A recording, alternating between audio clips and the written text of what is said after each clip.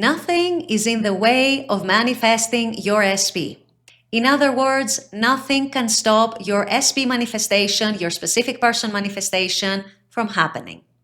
Why is that? Why am I saying that? And why is this ultimately the biggest truth when it comes to conscious manifesting? This is what I'll be discussing in today's video, so stay tuned. Hello and welcome. My name is Christina from Empowered Creator. I am a mindset and conscious manifesting teacher and coach, and this is my YouTube channel. Here I talk about all things law of assumption, mindset, conscious manifesting, the quantum universe, and a lot more. And my goal is to simplify everything without the fluff. So if you guys like this content and you would like to see more of it, I would love it if you would subscribe to this channel, comment on this video, like it, share it, and stick around. Also, if you need help with your specific situation, I offer one-on-one coaching as well as custom subliminals for whatever needs you may have.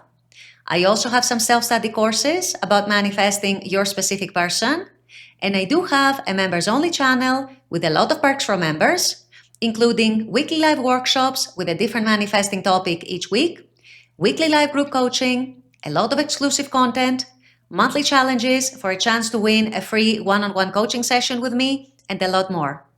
So if you're interested in any of these services, the links are below in the description box. Click on them and they're going to take you to my website or to the membership channel. With all that being said, let's dive into today's video. So why is it and how is it that there is nothing in the way of you manifesting your specific person? In other words, why is it that nothing can actually stop your SP manifestation? And the answer, you guys, is quite simple. Because everything stems from your consciousness. Everything originates in your consciousness. Everything manifests according to your dominant consciousness, your dominant awareness. Now, don't get me wrong. I know that most of you who are manifesting a specific person are dealing with at least some sort of circumstances. Sometimes it might be something like you're in no contact with your specific person. Maybe you're even blocked by them. Sometimes you feel that there is no movement in the 3D. You're not seeing any changes. Sometimes you feel that simply they're not conforming. Other times there are other things that you perceive as circumstances. For example, the existence of a third party, or you and your SP being in a long-distance relationship, or your SP having said or done things in the past that showed you that perhaps they're not interested in you in some way or other. Perhaps you have certain assumptions about who your SP is, and you consider them to be a player, or someone who doesn't commit very easily, or an avoidant, or in any event, someone who's going to be hard to manifest. And all of these kinds of circumstances, and many, many others that I haven't even mentioned, are examples of what can weigh people down in their manifesting process and in their manifesting journey. Because what most people do when they get into this manifesting journey is that they look at the circumstances or whatever they perceive as their circumstances, and they start to despair about what to do about these circumstances, how to resolve them, how to overcome them, how to make them fall away, how to change them, and so on and so forth. So the reason why I so adamantly said in the introduction of this video that nothing can actually get in the way of you and your SP manifesting into your life or manifesting as the version you want, is because, remember what we said, it all comes from your consciousness. It all comes from your perceptions. It all comes from where you individually are choosing to direct your attention, what you as an individual are choosing to consider as important or as serious or as not important at all. And all of this comes back to your personal dominant consciousness. And I want to pose a question to all of you watching this video right here.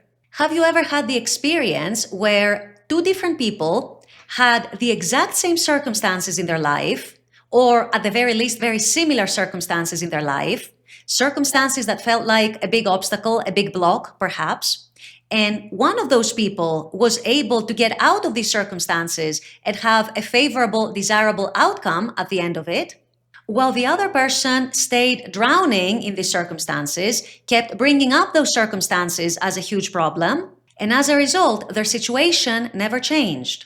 Why do you think that is? That has nothing to do with luck. It has nothing to do with one person getting luckier than the other, being able to overcome their circumstances and so getting their favorable outcome, while the other person was unlucky and they were not able to do the same thing. Instead, it has everything to do with how each of those people with the very similar circumstances or even the exact same circumstances were viewing themselves, were viewing their life, and were viewing the circumstances themselves.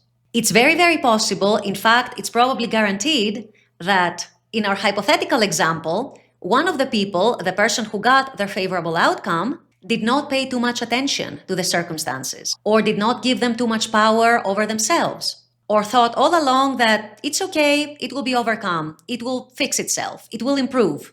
And lo and behold, this is what ended up happening.